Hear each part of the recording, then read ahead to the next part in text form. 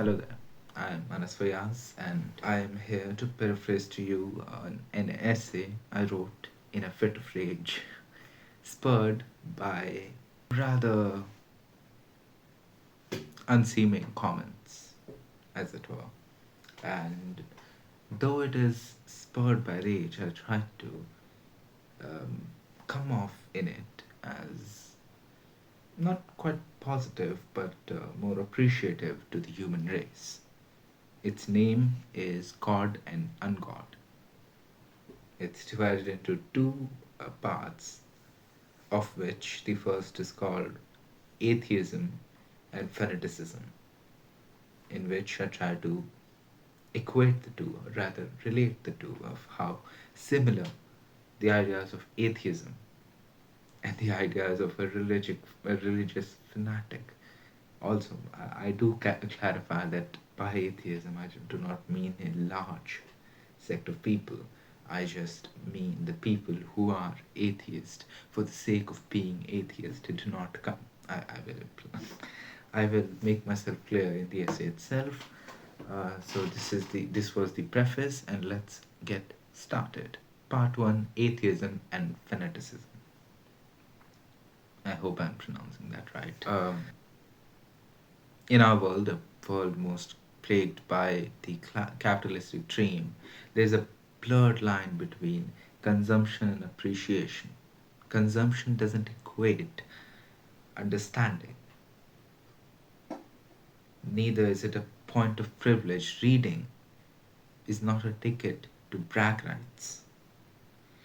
If you've read a book, by all means, it means you've read a book. It does not equate you to the genius of the author. It's just the consumption of the author's thoughts. If you've read Charles Dickens, if you've read, uh, I'm blanking on a lot of people right now. If you've read William Shakespeare, if you've read Nietzsche, that does not mean you're the same as them. That only implies that you've read a part of their brain that they've tried to implant onto the paper. All translations are imperfections, are acts of betrayal. And the translation to a thought and a book is also an act of betrayal to the thought itself. Reading, in an ideal world, should only be done to challenge your views. And this is apart from the essay, but I want you, every one of you, think of the person a category of people that you hate the most, that you cannot stand. Like, whenever I think of people that I cannot stand, I think of pedophiles, I think of sex offenders, I think of murderers, I think of rapists, I think of genocidal people, people who advocate for the death and misfortune of others, only that it causes benefit to them. And in most cases, does not cause benefit to any of them. If you aren't engaging, think of the person that you hate the most, and then go out and have a talk with them. Sit down with them, human to human, and try to understand them. You would find that your hatred is often cause for you to create biases into yourself. In your own perception, you would create marks that would hinder your own reality. I believe that what separates a quarrel and a debate is the understanding to learn, but I think I am made to believe that debate is a competition and not dialectics, not a tool to help better understand your fellow man. That is wrong somehow. If you aren't engaging in the text, you might have you might as well have not read it. If the things that you read only agree with your thoughts, then what is the point of reading them? That this is the same argument he used for people who are too into self-help books. They just cannot get it. They think literature is um, defined by self-help books. I do find self-help books and books of those kinds helpful for a lot of people. But if the only book that you're reading, or you exclusively read self-help books, you it's basically um, free dopamine. You are getting the dopamine, you are getting the excitement, the pleasure of doing something just by reading it without actually having to do it. You do not do it. You do not. Let's, for example, think about balancing your hormones. There's a book I cannot for the life of me remember. It's about balancing your hormones and how the intake of your food matters with how your body chemistry is. And it goes into depth about how you should balance your diet and how you should do things of that nature. Let's imagine a person who is. I do not mean to be disrespectful. I laugh out of nervousness, okay? I am a really jovial person when I am alone. Anything of even minor comedic timing could make me laugh. Even my own self makes me laugh. So whenever you see me laugh, I'm not making fun of a person, I'm just nervous. On with it. If you're a really obese person, if you are suffering from any sorts of um, body image issues, and you buy this book, you buy this guide to become healthier and this and that, you start reading it and you're like, oh, I do this and I do that, and oh, I don't really do that, I do this, I do that, and you just keep reading and reading and reading and reading. You do not actually change your life. Just read. If you do not learn from it, so to speak, if you're reading only to self-flagellate yourself, if you're reading Aristotle to only, if you're reading Sun Tzu to only agree with those points, if you're reading Art of War and you're like, oh, I could have thought that, I'm just as smart as Sun Tzu. No, no. Yes, reading in an ideal world should only be done to challenge your views. So should be all the medias. In an ideal world, the only media you should consume is one that opposes your thoughts. And you should challenge your views constantly. If you think there is a God, you should think about the atheistic argument. If you think there is no God, you should think about the theistic argument. If you're really left leaning, you should think about what the right is. And if you're really right leaning, you should think about what the left is. If you're really into pizzas, you should think what burgers should you try next. You should, because whenever you're in this echo chamber of thoughts, whenever you're trapped in this Ouroboros of narcissism, you start to lose you start to lose your own identity. You start to lose your self-perception. You become homogenized and you become stagnant. You only have a few ideas and you keep regurgitating them in your little circle of gremlins, and you guys persist through life and you do not evolve, do not change. And to change is to love, and to love is to change. I believe that in a previous video I've said that if stagnancy is the death of a man, or rather a soul, if you'd like for it to be distinguished from the biological definition of death, which is the stagnation of all, which is the disruption of the homeostasis of the biological unit, which is our body. When the homeostasis, when your body cannot regulate its temperature, when the body cannot maintain its ion gradient, its need for something, then it dies. A dead body cannot regulate its temperature.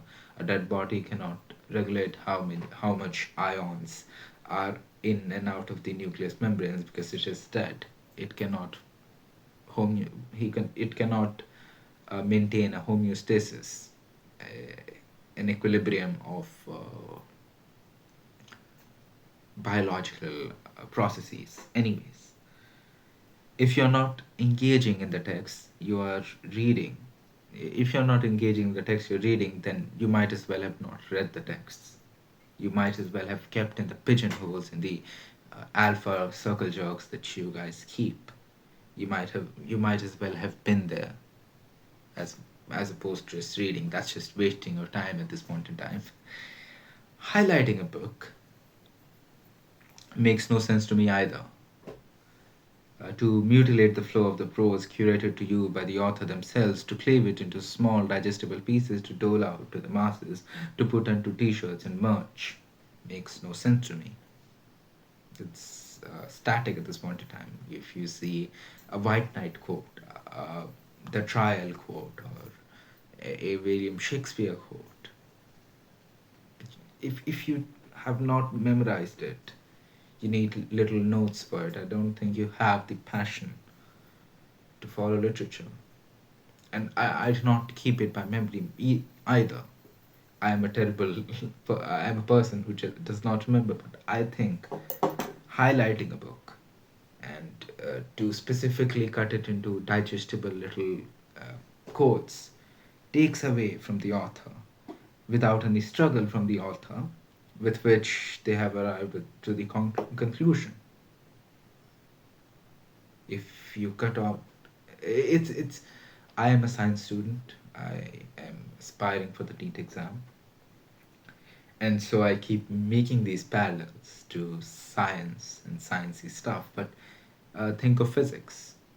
In physics, we derive a lot of equations to do a lot of shit, because you when you learn about something, you learn about its mathematical representation, algebraic representation, which we usually wrongfully call formulas. They're really equations, algebraic equations. And take, for example, F equals ma. It's a rather simple equation which equates that if there's a mass, if there's a force on a body, let's say like this, then the acceleration and the mass of the body, um, the force is equal to the mass, the product of the mass and the acceleration. What does it mean? Well, people uh, saw that if you push two things, with the same amount of force, and this one is heavier than this one, and you push them with the same force, the lighter one has more acceleration, goes faster, which is simply that it goes faster. And a body with more acceleration would move faster than a body with a relatively smaller acceleration. And so people thought, okay, so mass in terms of force, mass is inversely proportional to the acceleration. Rather, acceleration is inversely proportional to the mass. So if we move that there, force equals mass times area, mass times acceleration, and that is how actually a force is defined. Force is defined by a Newton of force is defined by the force it would take to push a kilogram of a kilogram body, a body weighing a kilogram. Good God, I'm terrible at describing stuff. A body weighing a kilogram with an acceleration of 1 meter per second, and Newton is kilogram meter per second. So if you do not know that, you just cleave it into F equals ma. You take away from it the literature of it, the poetry of it, the thought that got into it. One of my favorite equations, formulas, whatever you want to call it, of physics is Fg, which is force due to gravity, equals G times m1 times m2 by r squared, which is the equation for gravity, which is how you derive gravity. And G is the universal constant. It was derived experimentally. I don't think Newton proposed the value of G. It was approximated. Then, like, a lot of nerds got together in a nerdy convention. Like, but I saw, like, on YouTube how they did that, and it was basically like bars. It was too complicated for me to even explain it. To try and explain it. Anyways, so it is derived by mass, kilogram times kilogram divided by r squared, which is meter squared. And the idea of it is it derives from a lot of, like, Kepler's observations that he made from the planetary movements, because the only force that is being applied to a star really is the gravitational force. That is how, like, the stars and everything else interacts in the free space. There is not a lot of other forces other than, like, electromagnetic force, let's say, just those and gravitational forces. And Kepler did a lot of crunching down numbers and writing shit down and simplifying it for Newton to come back around and analyze it a lot, and then he came up with that equation. It was a lot of derivation. I cannot remember for the life of me how they got there, but it was basically, the force must be proportional to the uh, product of the masses, which is mass A and mass B. Let's say these attract. There must be a gravitational force between them, but it is not greater than the force that the normal force of that is applied on this finger and the normal force that is applied on this finger. Those are far greater, and even the static force, static on the ground, can keep objects from gravitationally interacting, because gravitation at its core is a really weak force, because the gravitational constant is actually 6.67 into 10 to the power of minus 11,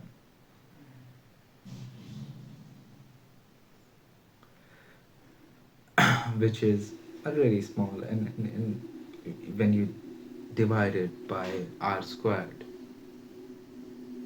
which is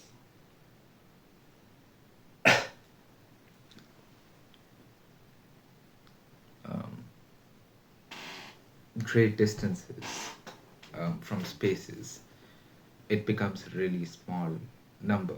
That's why gravitation is such a reductive force. It does not even come into consideration when considering mathematical operation, physical operations, physics. Yeah.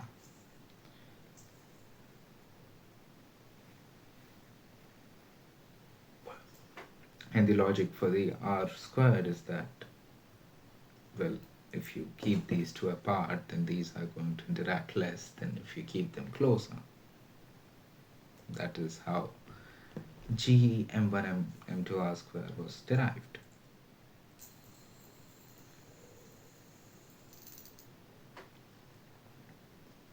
Apart from that rant, I've lost my voice again. Okay. Apart from that rant, I basically, if you cut whole books into quotes, then the book itself loses a lot of value.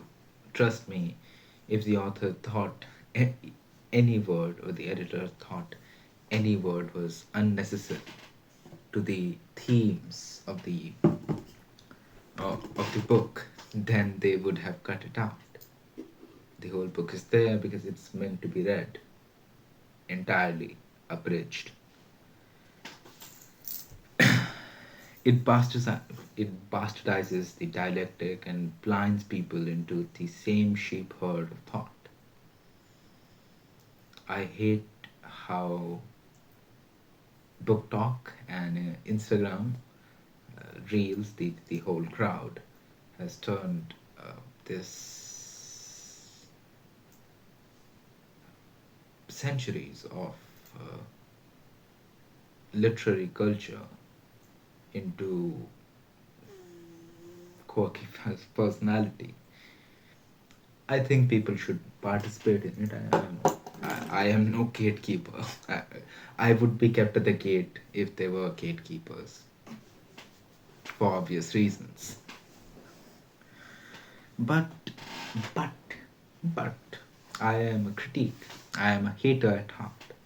And I hate how things like aestheticization. I cannot for the life of me pronounce the process of making something an aestheticization, I think, of an author is also cause for concern.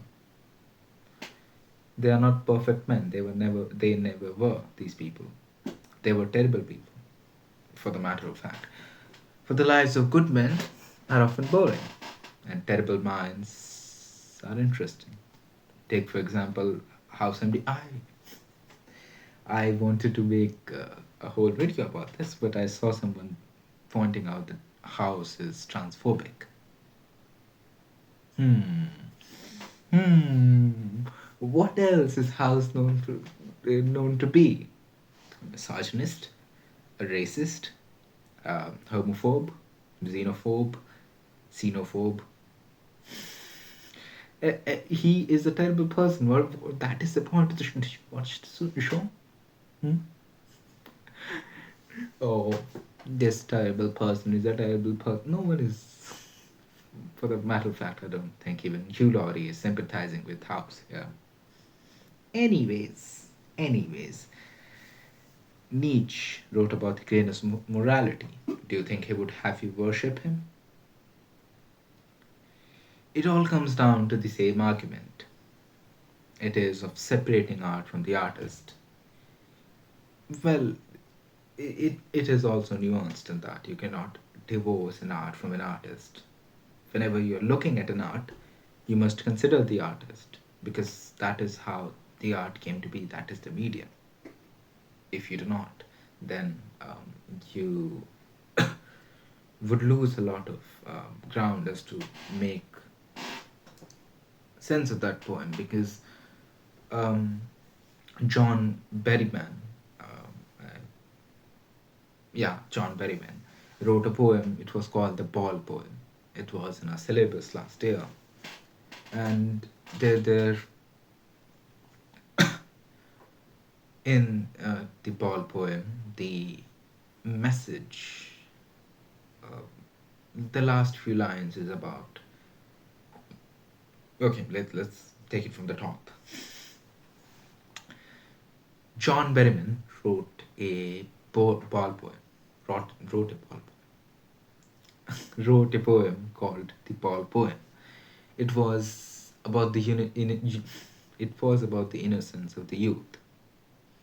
It was about how a little boy loses his innocence as he comes into the materialistic world.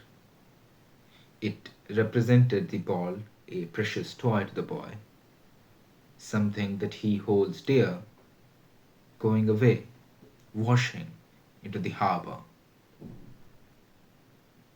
And that portrayal depicts that the ball is not worth what it is. It's about the poet himself looking at the ball. And it paints this wonderful um, portrait of departure, departure from youth, departure from um, comfort, departure from um, juvenile. I'm really tired. I am. Departure from being kid, essentially, from childhood. A kid is standing at the dock of a pier, staring, gazing out into the endless sea, and only a blob can be seen, can be made of the ball that used to be his, the ball that he so dearly wanted. It was his short life that the ball had been in, but it was a wonderful life, and the boy loved the ball dearly. And now it is C. The poet considers buying the boy a new ball because, uh, materially speaking, rationally speaking, one ball is as good as the other. But this boy is not rational. That ball meant to him more than any other ball could mean to him. And a lot of parallels and metaphors could be made of the ball and what it truly represents. But I, in my heart, think that it represents innocence. That rather an event that took away the boy's innocence. Maybe like consider the boy coming home from playing all day, and he hears an argument between his parents, and it's about how like something trivial, like his dad arguing with the mom about the new toy he was bought and how it's too expensive. He would feel guilty for it, and even if he was given that toy, that would not make up for the guilt that he felt. Even if he buried it, even if he burnt it, that would not make up the guilt, because the guilt does not come from the material. The material fosters the emotions, and that is what the ball represents. The ball represents departure from innocence, a sort of guilt, a sort of sadness, a sort of stepping into maturity, or being pulled into maturity at a young age. And I think Berryman tried to scream out in this poem because his own father committed suicide when he was only 11. I hope I'm getting this right, because my English teacher told me that, and if this is wrong, then he is liable. He is liable. And it is a beautiful poem. And John Berryman screams into this his own life, that I was a boy, my innocence was once stolen from me. Even if his father were to come back, the fact that he saw his father, or had thought of his father killing himself, or not thought, knew of his father killing himself, and even if he was resurrected, that would not change the fact that how it changed him mentally. And he tries a rather light example, a rather universal example that every person across the board could relate to. And in that, he at the last lines, he talks about how he would be at the harbor, he would swim to try to get the ball. And the most grim of the facts and the most grim of maybe coincidences is that he drowned to death. The ball poem talks about a lot of balls. And to teenagers, it is rather titillating example. It is rather titillating poem, and it is something to sneer at. But given the context of a suicide and another, I think his father did not kill himself. Anyhow, his father died.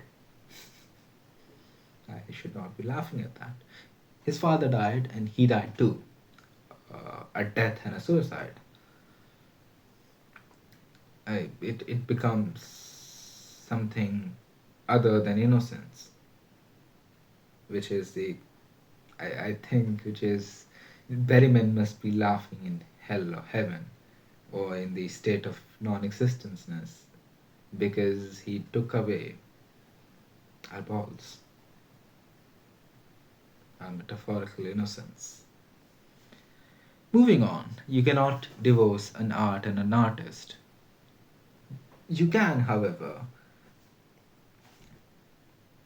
It all comes to the same argument of separating the art from the artist, in that you can agree with the art without having to agree with the artist, or without having to put the artist on a pedestal.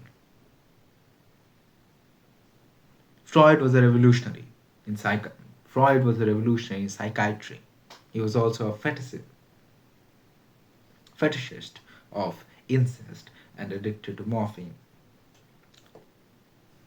He was a terrible man, but he was also Sigmund Freud. You can't take away either his greatness or his terribleness.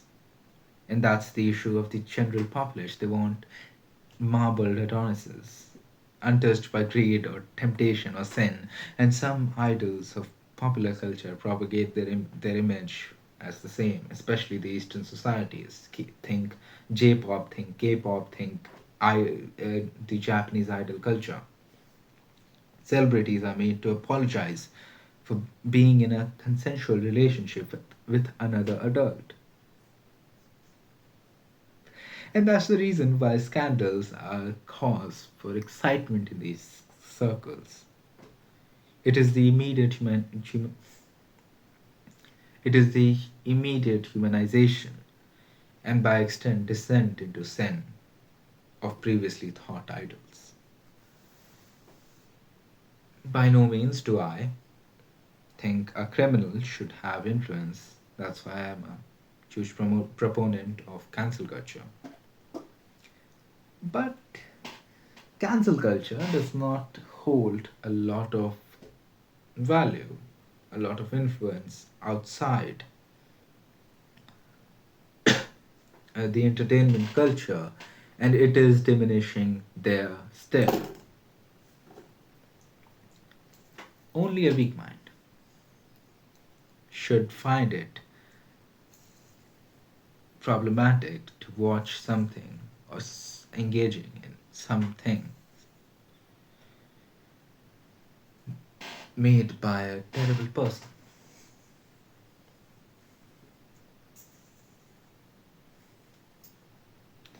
If you can't consume media without the worship of its creator, you should probably stop consuming media. There is no ethical consumption under capitalism, and acknowledgement of sin is the first step towards abandonment. There is no ethical consumption under capitalism, and acknowledgement of sin is the first step towards absolvement. Majorly, there are two types of atheistic minds. One who has understood and made their peace with a godless world, one who understands the complexity and drawbacks of organized religion and the drawbacks of idol worship. The other, the other is an interesting person because they are an atheist simply because they want to be quirky, they want to be atheists. They have no arguments of their own, they just want to be contrarians. Ironically, by following the popular culture. Wonder how that works out.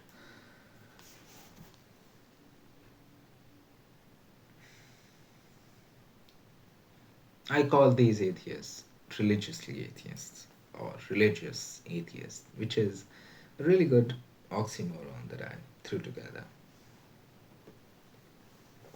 By no means am I portraying a group of people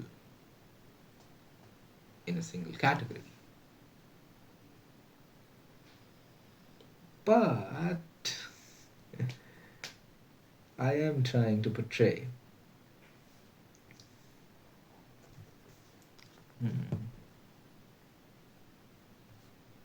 I'm going to read off this shit. Fuck you people. Majorly, there are two categories in which an atheistic mind falls.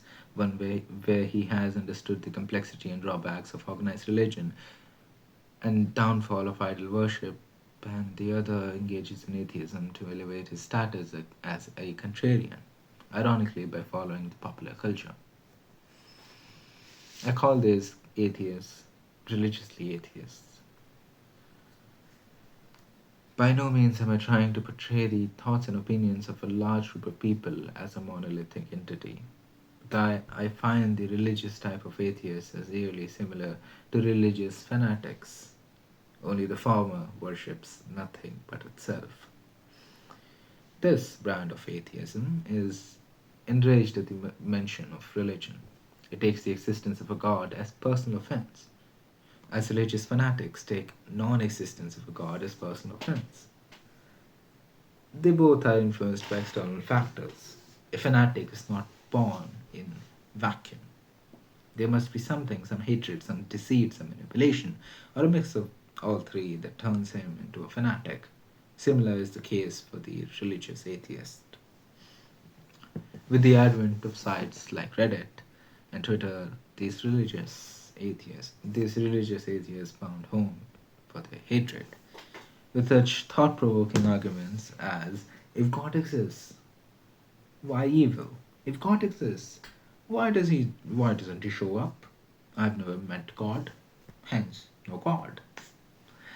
They find a sort of twisted pride by they find a sort of twisted pride in following science, which they dub the self-correcting religion. However, if you ask these people of which scientific discovery dismayed them and made them certain of the unexistence of God, for it is unambiguous for them, they'd stutter and decide some argument they'd read somewhere else. Like religious fanatics, they don't have a mind of their own. The decision of radicalism was not made by them. It is often said that you can either believe in a religion or in science from people who understand neither. Science is the quantization of the world around us. It pays no heed to the understanding of the framework of the universe. The law of gravitation doesn't explain what gravity is. Theories of relativity do not propose why light is the fastest thing, and so on and so forth. These could be considered as truths of the universe, truths that science doesn't answer. On the other hand, religion and philosophy, later metaphysics, wish to establish what these universal truths are. Not too much success, but better than every other discipline. They explore the myths of creation and destruction. I believe religion speaks more about humans than about gods. They only exist to comfort the human race. They only exist to comfort the human race from the truth of the universe. That being humans can't achieve truth. Not while being humans. No, no, no. Our inefficiencies, our affinity for pursuits of art and literature, our skirmishes amongst ourselves, our futile attempt to find the pure and just while being tainted, is what makes us human. This unseeming chase, this Sisyphean run to find pureness, while being tainted. Why would the pure seek? Why would the pure confide in the tainted? Same reason why the tainted seemingly wants the pure. Hmm. I'll go ahead and make a pessimistic statement. May I be mocked for speaking ill of the human race, as it disproves my cynicism. Humans will never achieve truth. I don't think so. The truth of the universe cannot be achieved by human reason. Why? Why? The only truth of the universe is that there is no truth. Rather unclimactic. It doesn't matter, rather, what the truth is. The pursuit, however, matters. Because, above all, the human experience is to feel. No other thing feels as deep as we do, or rather, it does not value those feelings as deep as we do. No other thing rants for the sake of ranting, spites for the sake of spiting, and sulks for the sake of sulking.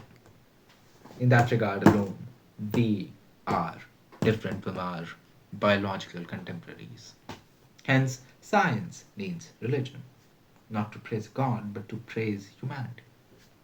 Religion needs science, not to belittle people, but to push our lives to betterment.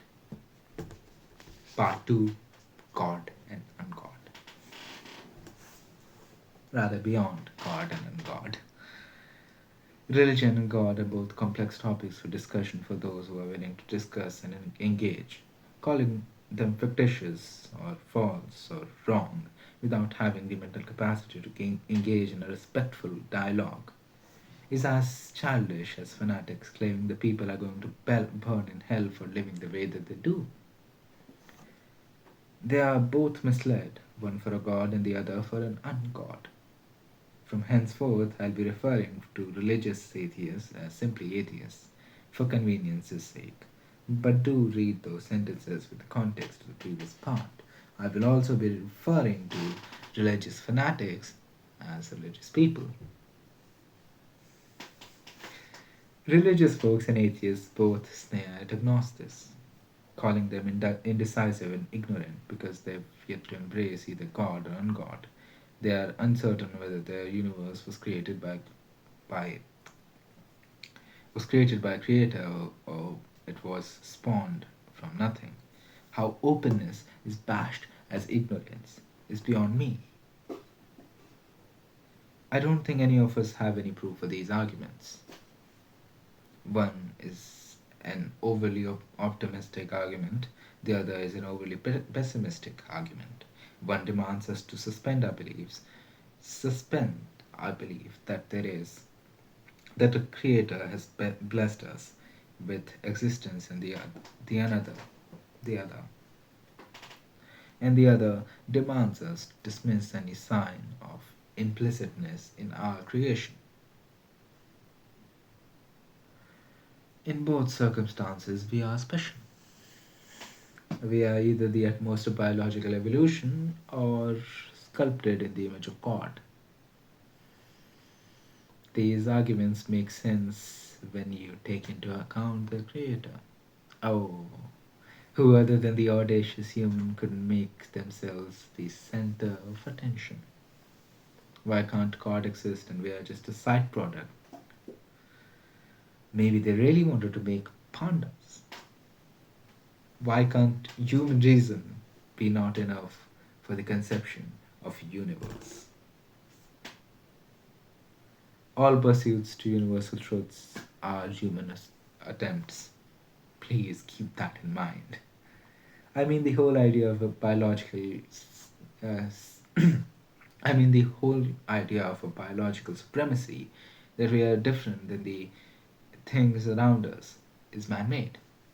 It proposes that there were things that weren't that became things that were, much like the creation myth of the atheists. Big Bang Theory. Omni celluli cellulae, Virchow said, and set us apart from all non-existers, then there must have been cells that were around since before the universe, since all cells arise from pre-existing cells. So, what did those first cells arise from? Must there have been a genesis? The second law of thermodynamics is expressed as the total entropy of a system increases during natural processes.